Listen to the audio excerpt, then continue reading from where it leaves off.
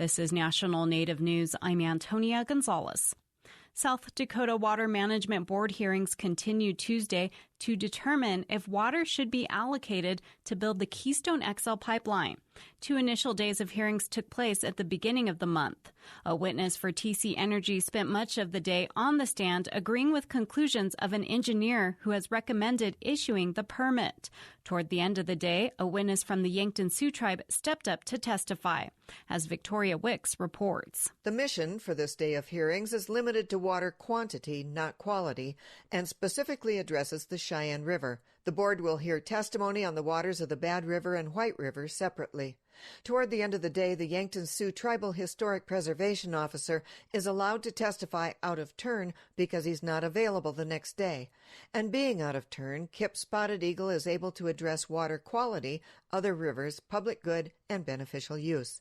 He's undercrossed by TC Attorney William Taylor when the tribe's attorney, Rebecca Kidder, objects. Do you know if the federal courts have established the traditional territory of the tribe? Objection. He's asking for a legal conclusion. He's also asking for information that is irrelevant. I'm asking a yes or no question. It's not a yes or no answer. Spotted Eagle tells Taylor the courts established reservation boundaries, which are very different from the traditional territory of the 7 council fires. My traditional territory goes throughout the whole way, wherever the buffalo roamed, wherever the Catlinite pipe existed, wherever the Siouan language was spoken. Spotted Eagle says tribes were not consulted when the pipeline route was established, and he says when considering preservation of cultural resources, water needs to be included as one of them. After this first day of hearings, Board Chairman Jim Hutmacher indicates the aim of finishing testimony by end of day Thursday is probably not realistic. For National Native News, I'm Victoria Wicks in Rapid City, South Dakota. Wisconsin's Climate Change Task Force will include 2 members from tribes. The state's governor created the task force, calling climate change a grave threat to health, safety, and the economy. Ben Meyer has more. Dylan Jennings is on the tribal council of the Bad River Band of Lake Superior, Chippewa. He also works at the Great Lakes Indian Fish and Wildlife Commission.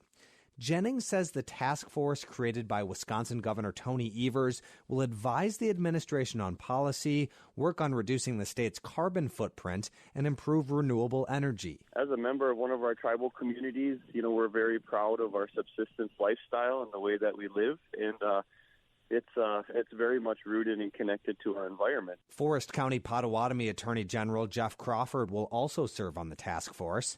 In creating the group, Evers said, "For too long, we've been ignoring science."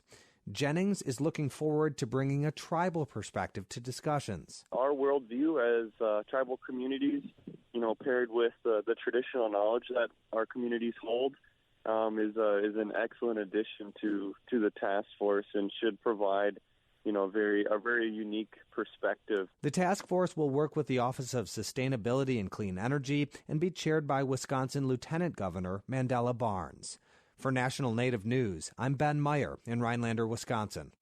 The Durango Herald reports Fort Lewis College is working to give back 51 remains and items to 2 Colorado tribes. The college reportedly started the repatriation process in the 1990s, but it has been stalled for years. The Southern Ute and the Ute Mountain Ute tribes plan to rebury the remains and cultural items. Officials hope the transfer will happen in the next couple of years. I'm Antonia Gonzalez.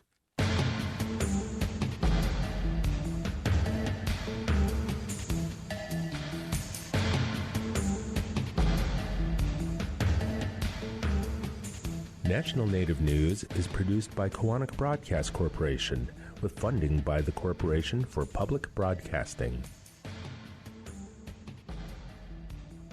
Support by the law offices of Sonosky, Chambers, Saxe, Miller, and Monkman, a national tribal rights law firm with offices in Washington, D.C., New Mexico, California, and Alaska, and online at www.sonosky.com.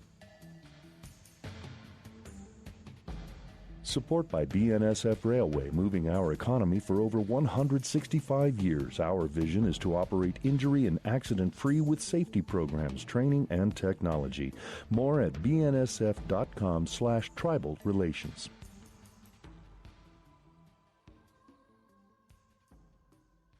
Native Voice One, the Native American Radio Network.